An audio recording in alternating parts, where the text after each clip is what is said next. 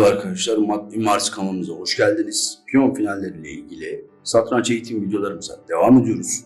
Özellikle geçir piyonun olduğu piyon finallerinde ne zaman şahla, ne zaman piyonda hamle yapacağımızı bilmek çok önemli. Bu konuyla ilgili sizler için hazırladığım 4 önemli konumu bugün çalışacağız. İnceleyeceğimiz örnekte sıra siyahlarda beyaz şah oldukça aktif görünüyor. Sizce burada siyahlar oyunu berabere yapabilir mi? Siyahlarla siz olsaydınız ne oynardınız? Önceki çalıştığımız örneklerden yola çıkarak şah D7'yi yapanlar olabilir. Şah D7 ile evet o pozisyonu aldı ama beyaz şah daha aktif. Burada 5 sürer. Sonrasında dikkat edersek şahla kara şahı kısıtlayarak sonrasında F piyonunu kazanır beyazlar. Siyahlar o pozisyonu alsa bile rakip şah 6. sıradayken aldığı o pozisyon bir şey kazandırmaz. Sonrasında bakın yine o pozisyonu alıyor ama çok geç kaldı o pozisyonu almak için siyahlar ve beyazlar piyonu sürer. Sonrasında bir daha sürer ve kara şah terfi karesine çıkmak zorunda. Çıktıktan sonra beyazlar artık piyonu terfi etti. O yüzden burada siyahlarla hamlemiz şah D7 değil, hamlemiz siyahlarla F5'ten piyon fedası yapmak. Piyonu feda ediyoruz ama karşılığında o pozisyonu kazanıyoruz. Ve doğru zamanda kazandık o pozisyonu. Bir rakip şah 5. sıradayken kazandık o pozisyonu. Bir daha o pozisyonu vermiyoruz. Burada şahla yaptığımız F8 hamlesi çok önemli. Eğer E8'e gelseydik oyunu siyahlar kaybederdi. Çünkü E8'e gelerek o pozisyonu kaybetti. Beyazlar o pozisyonu kazandı ve sonrasında beyazlar oyunu da kazandı. O yüzden burada şah F8 önemli bir hamle. Şah F8'den sonra beyaz şah E6 oynadığı zaman o pozisyonu aldık. O pozisyonu aldığımız sürece oyun berabere. Dikkat edin, burada siyahlarla piyonu salıyoruz. Piyonu korumak zorunda. Koruduğu zamansa oyun pat. Şimdi bu örneğimizi inceleyelim. Piyonların sayısı eşit.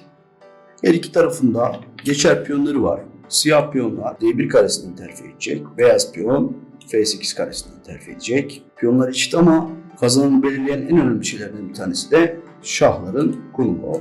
Sizin de fark ettiğiniz gibi beyaz şah biraz alakasız bir yerde duruyor. Kazanmak için piyonla mı hamle yapmalıyız yoksa şahla mı hamle yapmalıyız? Bunun kararını vermek gerekiyor. Hamle sırası siyahlardayken sizin hamleniz ne olurdu? Arkadaşlar burada D3 hamlesinin olmadığını önceki derslerimizden kare kuralını hatırlayanlar kolaylıkla anlayabilir. Piyon ilerledi ama rakip şah kareye giriyor. İlerlediği zaman burada da 2 birimlik bir kare var. Beyaz şah yine karenin içerisinde ve piyonu durdurdu. Sonrasında bu piyonu kazanır ve kendi piyonunu terfi etmek üzere şah ileriye doğru atar kendisini ve oyunu kazanabilir. Bu yüzden burada şah C4 hamlesini yapanları tebrik ediyorum.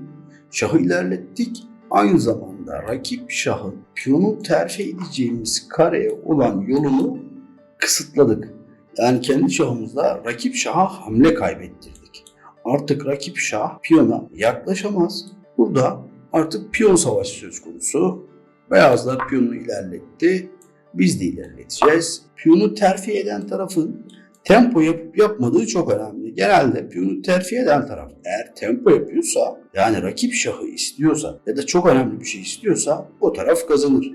Burada olduğu gibi. Ve piyon terfi etti. Aynı zamanda tempo yaptı. Bir hamle daha kazandı piyon savaşında. Şah kaçtığı zaman daha kolay kazanmak için burada vezir D6 hamlesi sürdüğü zaman rakip piyonla ilgilenmiyoruz. Çünkü mat var. Şimdi bu örneğimizi inceleyelim. Siyahlar piyon fazlası, beyaz şah çok uzakta. Beyaz şahın bir tane piyonu var. Rakip şaha geçit vermiyor. Bu da hamle sırası siyahlardayken oyunu nasıl kazanır siyahlar? Sizin hamleniz ne olur? Arkadaşlar aceleyle piyonu sürersek beraberlik riskleri var. Çünkü geçerken alma yaptı beyazlar. Sonrasında siyah şah yaklaşsa bile bakın beyaz şah kara şahı durdurdu ve ilk fırsatta köşeye geçmek istiyor. Kendisini köşeye yerleştirdikten sonra artık oyun berabere, piyonu sürse bile köşeden çıkmayacak.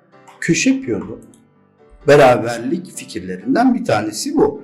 Eğer şah A6 yerine piyonu sürerse bir diğer beraberlik fikri var.